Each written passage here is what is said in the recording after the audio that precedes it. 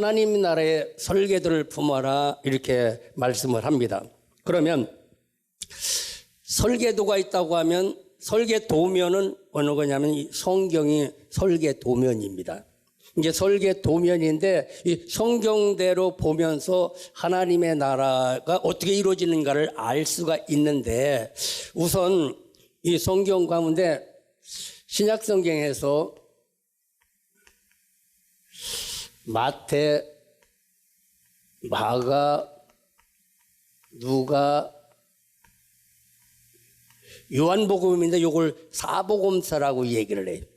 그럼 여러분들이 성경을 읽어가면서 어떻게 읽었는지를 모르지만 이 마태복음 하나로서도 완전하고 내 성경이 하나로 합해도 완전하게 이루어지는 겁니다. 그러면 우선 마태, 마가, 누가, 요한을 보면 오늘 마태복음 1장 1절을 읽었습니다. 1장 1절을 읽어보니까 이것은 아브람과 다윗의 자손 예수 그리스도의 세계라 그래. 아브람의 세계가 있고 다윗의 세계가 있고 또 예수님 나라의 세계가 있어. 하나님의 나라의 세계가 있어. 그럼 하나님의 나라의 세계가 그 다음에는 어디로 와야 하냐면 나의 세계로 와야 돼. 내 인생의 세계로 와야 돼. 그래서 나를 통해서 이루어져야 돼. 여러분을 통해서 이루어지길 주님의 이름으로 축원합니다. 세계라는 것은 뭐냐면 여러 나라들을 하나로 통틀어서 말할 때 그것을 세계라고 하는 단어를 씁니다. 모든 지구 안에 모든 나라를 세계라고 이렇게 얘기를 합니다. 그러면 이런 세계가 있는데 여기에서 뭐가 발견되어야만 되느냐면 여기에서 예수가 발견돼야 돼. 세상 나라에서 우리는 예수를 발견하는 삶이 돼야 돼. 물론 성경에서 발견하지만 모든 곳에서 예수를 발견하는 그런 믿음이 돼야 된단 말이죠. 그래서 예수를 발견해야 되는데 마가는 그래서 복음을 쓰면서 1장 1절에 뭐냐면 예수 그리스도의 시작은 여기서부터 된다 이렇게. 예수 그리스도로부터 시작이 되어야 된다. 복음의 시작은 예수로부터 시작이 되어야 된다라고 이렇게 말씀을 해요. 그러니까 세상 속에서 세계 속에서 예수를 발견하면 예수가 시작되어지게 되어지고 예수로부터 시작이 되어지면 그 다음에 어디로 가냐면 누가복음으로 넘어갑니다. 누가복음은 그래서 뭐라고 얘기하면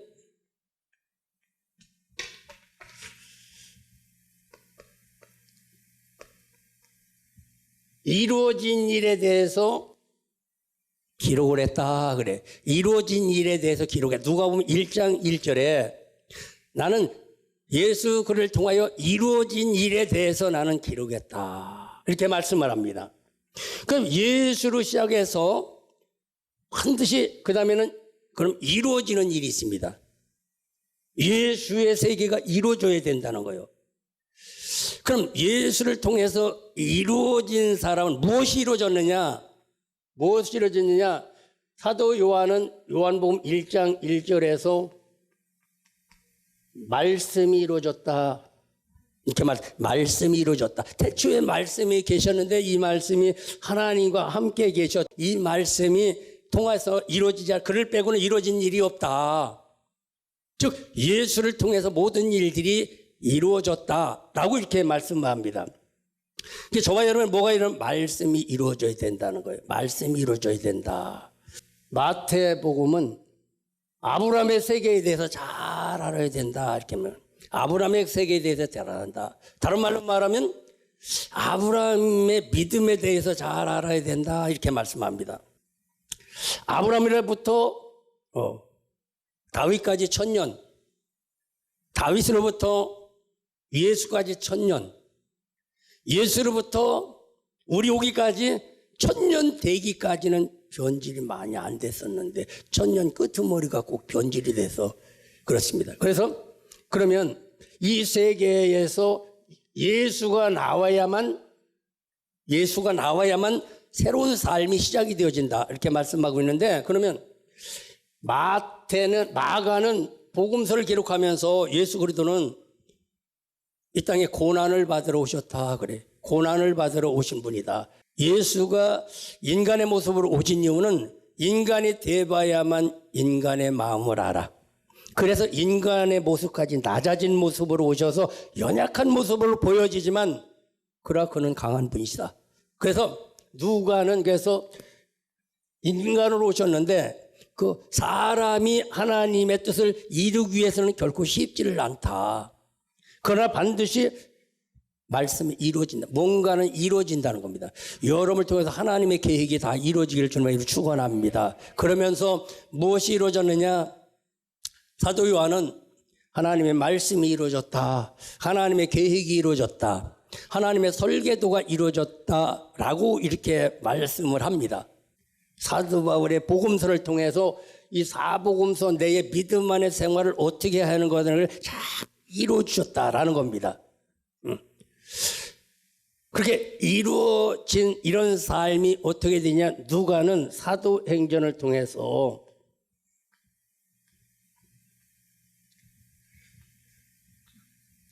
앞으로는 성령 받아야 된다, 능력 받아야 된다라고 이렇게 말씀을 합니다. 그래야만 이 마지막 때를 살아갈 수가 있다. 이 종말의 때를 살아갈 수가 있다라고 이렇게 말씀합니다.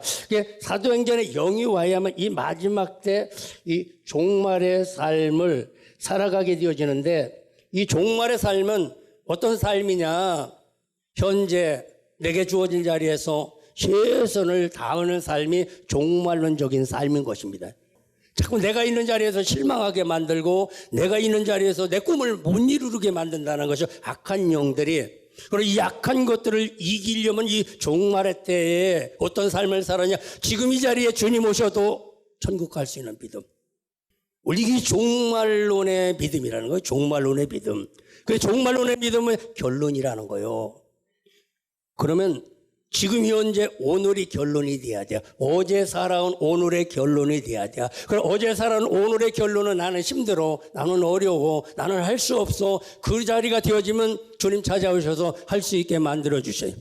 오늘도 이게 어렵다, 쉽게 만들어 주시고, 이 자리가 뭐냐면 살아난 자리야.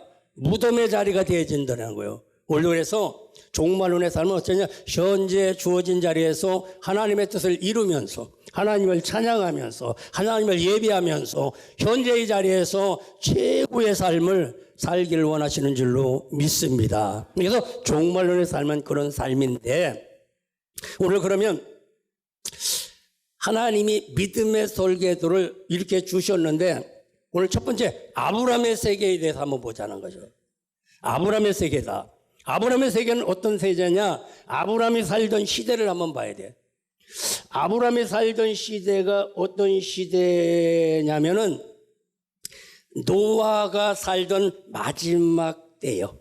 노아가 살던 시대의 마지막 때, 노아가 새로운 세상을 만들어 놓으셨어. 물론 다 심판해 놓고 새로운 세상을 만들어 놓으셨는데, 새로운 삶의 끝자락이 뭐냐면 종말의 때야. 그 종말의 때 누가 있냐? 거기 아브라함이 있었어. 아브라함이 있었는데, 아브라함이 살던 그 시대가 어느 시대냐면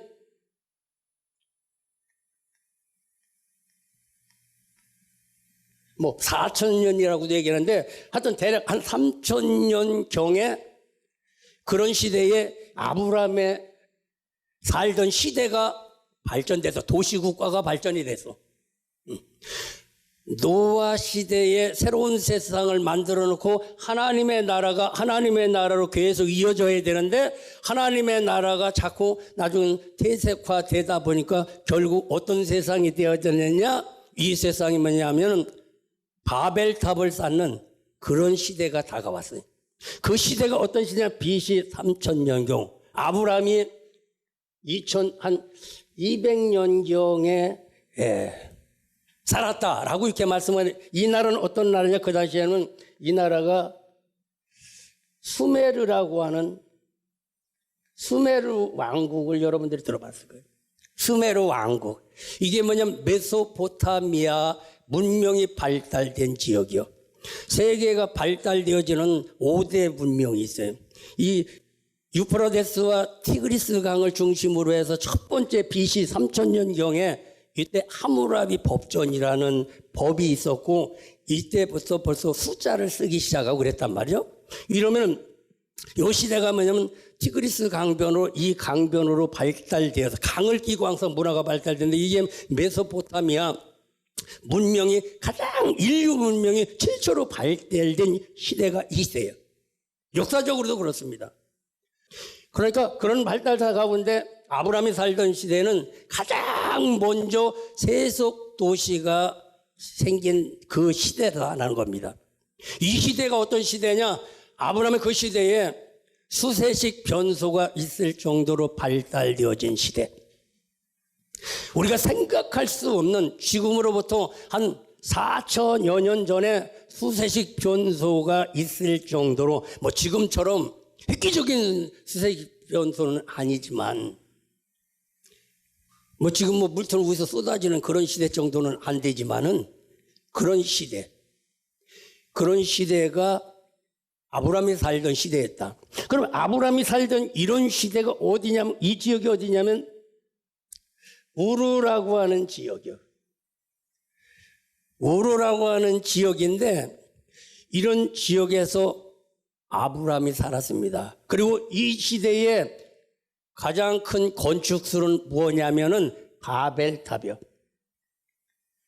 바벨탑. 그 당시 바벨탑의 높이가 한 60m 정도, 70m 정도 진다는 거예요. 보통 3층이 한 10m, 13m 이렇게 되니까 얼마 정도 될까? 한 6, 70m라고 하니까 말도 못하게 높게 졌다는 거예요. 높게. 그러니까 이 바벨탑이라고 하는 집을 져놓고 겉에를 아주 하얀 걸로 깨끗하게 이게 페인트를 칠한 거예요. 미국의 백악관처럼. 그래서 이 바벨탑이라는 것을 뭐냐면 이름을 하얀 신전이다. 하얀 신전이다. 아마 그러니까 이 바벨탑이 우상을 섬기는 그런 집이었습니다. 우상을 섬기는 집이었어. 아브라함이 살던 시대에 세속 도시가 가장 먼저 발달된 그런 도시에서 가장 큰 건물이 뭐냐? 바벨탑이었다는 거예요. 바벨탑은 뭐냐면 어떻게 하면 하나님을 가까이 갈까 신을 가까이 가서 만날까 하다 보니까 바벨탑을 쌓게 되어지게 이런 일을 이러는데 이런 시대에 아브라함이 살고 있어요. 아브라함이 살고 있었는데 어느 날 아브라함에게 하나님이 찾아오셨어요. 하나님이 찾아오셔서 넌 여기를 떠나서 가나안 땅으로 가라. 약속의 땅으로 가라. 이렇게 하나님의 소리가 들려지게 됩니다. 하나님의 소리가 들려요. 그러니까 이런 세상 속에서 그리고 아브라함의 아버지는 뭐냐 우상이나 뭐 이런 것들을 대부분이 만들어서 파는 그런 시대에서 왜냐하면 우상을 많이 찾으니까 우상을 많이 찾다 보니까 그런 속에 살았던 아브라함에게 하나님의 말씀이 찾아온 거예요. 오늘 여러분에게 말씀이 찾아오기를 주님의 이름으로 축원합니다. 그래서 아브라함은 하나님의 설계도를 이루시려고 하나님의 설계도를 이루려고 다윗에게도 마찬가지입니다. 오늘 역대상 28장 19절에 보면 29장 19절에 보면 다윗이 이르되 여호와의 손이 내게 임하여 이 모든 설계를 그려 나에게 알게 하셨다 그래. 성전을 건축하는 모든 설계도를 그려서 나에게 알게 해주셨다. 알게 해주셨다. 이렇게 말씀을 하고 있습니다. 그런가 하면 열왕기상 6장 28절에 보면 솔로몬은 그 설계도대로 성전을 졌다. 다른 말로 말하면 설계도대로 인생을 살았다라고 이렇게 말씀하고 있습니다. 말씀대로 하나님이 일하신다라는 겁니다. 그래서 아브라함에게 하나님이 찾아가셔서 이 갈대아 우르를 떠나라 그래. 갈대아 우르를 이 세속의 도시를 떠나라라고 이렇게 말씀합니다. 오늘도 저와 여러분도 이 세속의 도시에서 믿음의 도시로 달려가는 저와 여러분이 되기를 주님의 이름으로 축원합니다. 그럼 아브라함이 이 갈대와 우르를 떠날 때 몇 살이었는가 보면 65세쯤 됐어요. 65세쯤 됐을 때 하나님이 찾아오셨어. 그러니까 지금 보니까 지금이 하나님 찾아오실 때 딱 좋은 나이요. 여러분에게 딱 좋은 나이요. 너무 젊어서 찾아가서 말을 잘 안 듣는지도 몰라. 65세에 아브라함에게 찾아가셔서 너는 여기를 떠나서 가나안 땅에 들어가라. 그래, 가나안 땅에 들어가라. 그러니까 이 갈대 우르는 지금으로 말하면 예멘이라든지 쿠웨이트하고 페르시아만을 건너면 거기 인도가 있어. 요 지역이 갈대아 우르요. 지금으로 말하면 거기에서 떠나라고 이렇게 말씀을 합니다. 거기서 떠나서 어디로 가느냐? 그 다음에 아브라함은 하란으로 가게 됩니다. 하란으로 가서 이 하란에 가서 또 10년 동안을 거기서 삽니다. 하란에 도착했어요. 왜냐하면 갈대아 우르를 떠날 때는 아버지와 조카 롯과 그리고 아내와 이렇게 같이 떠났어요. 같이 떠나는데 같이 떠나는 것이 나쁜 것이 아니라 데리고 가는 사람을 믿지 말라는 거예요. 믿지 말라는 거예요. 근데 아브라함은 아버지를 쫓아서 이렇게 가면서 뭐냐면 의지를 했어. 부인을 의지하고. 여러분들도 믿음으로 가면서 다른 것을 의지하다 보면 주 안에 들어오기가 힘듭니다. 모든 걸 다 털어야 될 텐데. 그게 아브라함의 설계도는 뭐냐면 지금 제가 말씀드리는 것이 이제 설계도인데 그 설계도 속에서 진짜를 발견할 수가 있어야 된다라는 겁니다. 이런 걸 지금 데리고 가지 말고 그냥 믿음으로 가라는 겁니다. 믿음으로. 그래서 하란에 갔다 보니까 하란에서 10년 동안 살다 보니까 하란에서 아버지가 거기서 죽습니다. 창세기 11장 32절에 보면 아버지가 거기서 죽어요. 죽다 보니까 여기를 아브라함이 떠나는 때가 몇 대냐면 75세요. 75세. 아버지가 안 죽었으면 아직도 더 살았을 거야. 아버지는 뭐냐면 아브라함의 가장 믿음의 대상이야. 믿음의 대상. 그러다 보니까 하란에서 아버지가 돌아가셨어. 돌아가시다 보니까 하란에서 믿는 것이 하나가 떨어진 거예요. 왜냐면 셋이 잡아당기다가 한 사람이 둘이 잡아당기니까 믿음이 이겨. 믿음이 이기다 보니까 아브라함이 이 하란을 떠나게 됩니다. 떠나서 이제 가나안 땅으로 이렇게 들어가게 됩니다. 가나안 땅으로 들어가게 되어지는데 이 가나안 땅에 아브라함이 들어가서 어디로 갔냐면 뭐 여러 가지 건축지가 있지만 어디로 갔냐면 하란 땅에서 베델에 들어가면 베델로 도착한 곳이 베델이야. 가나안 땅에 들어가서 가다 보니까 베델에 도착하게 됩니다. 베델에 도착했는데 창세기 13장 9절에 보니까 이 베델에 도착해서 거기서 예배를 드릴 때 어떻게 드리냐면은 베델에 도착해 예배를 드리다 보니까 우측은 동이고 좌측은 서야. 그러니까 우측은 베델이고 좌측은 아이여. 그러니까 지금 내가 서 있는 곳에서 우측은 베델이니까 하나님이 집이고 좌측은 아이여. 세상 도시요. 폐해의 자리야. 쓰레기통과 같은 자리야.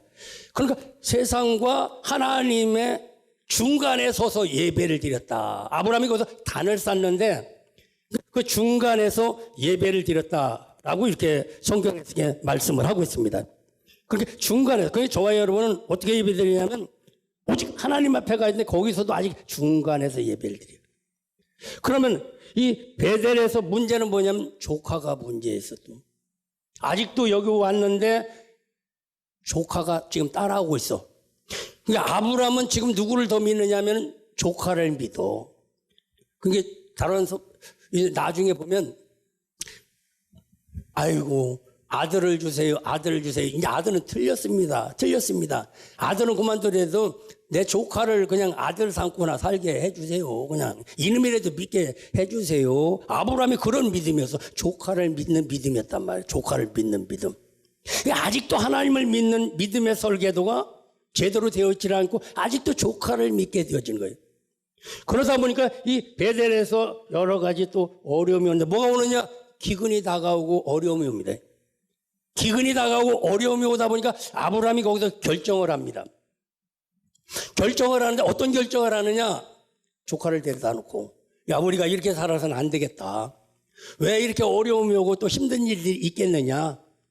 그리고 또 우리가 많은 소유가 있다고 할지라도 이것 때문에 또 다툼이 일어나서 어떻게 되겠느냐? 그러니까 우리는 결정을 내야 될 텐데 이 자리에서 네가 선택을 해라. 네가 우하면 내가 좌측을 택할 것이고 네가 좌하면 내가 우측을 택할 것이다. 네가 먼저 택해라. 그럼 네가 나머지는 내가 택하겠다. 그러니까 조카 롯에게 결정권을 줬는데 조카 롯이 소돔과 고모라를 택하게 됩니다. 소돔과 고모라 좋은 곳을 택하는 거야. 쉽게 얘기하면은 내가 좋은 곳 택할 테니까 삼촌은 저 안 좋은 저 황무지 택하세요. 그래요. 여태까지 데려오면서 믿었더니 여기서 믿을 놈이 하나도 없다. 이런 얘기가 나오는 겁니다. 그렇게 아들처럼 믿고 왔는데 결정적인 것은 지가 좋은 걸 갖고 삼촌 보고 안 좋은 걸 가지라고 그러니까 조카도 믿을 것이 못 되더라. 네가 우하면 내가 좌하고 네가 좌하면 내가 우하게 결정을 합니다. 결정을 하다 보니까 이제 소돔과 고모라를 택하다 보니까 아브라함은 황무지를 택하게 된 거예요. 그래서 이제 거기서도 어떻게 절망이었겠지. 그때 하나님이 부릅니다. 아브라함이 찾아서 아브라함아 아브라함아 이리 올라와라 일로 와라. 그 높은 산에 불러가지고서 너 동서남북을 바라봐라.